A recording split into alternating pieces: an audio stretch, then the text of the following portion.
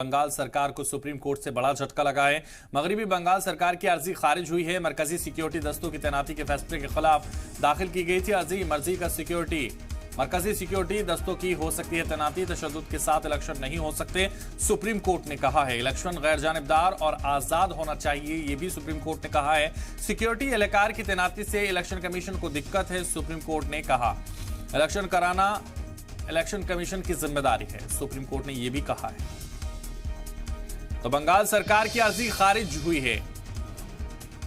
बंगाल सरकार की अर्जी खारिज कर दी गई है। सुप्रीम कोर्ट ने बड़ा झटका देते हुए बंगाल सरकार की अर्जी को खारिज कर दिया है। सरकार की अर्जी खारिज हुई है। मरकजी सिक्योरिटी दस्तों की तैनाती के फैसले के खिलाफ दाखिल की गई थी अर्जी। तशद्दुद के साथ इलेक्शन नहीं हो सकते, सुप्रीम कोर्ट ने यह भी कहा। और ज्यादा जानकारी के लिए अरविंद इस वक्त हमारे साथ हमारे रिपोर्टर दिल्ली से जुड़ गए। अरविंद जी, सीधा आपका रुख, क्योंकि जिस तरह से मरकजी सिक्योरिटी दस्तों की तैनाती के फैसले के खिलाफ दाखिल की गई थी अर्जी, उसको खारिज कर दिया गया, बड़ा झटका।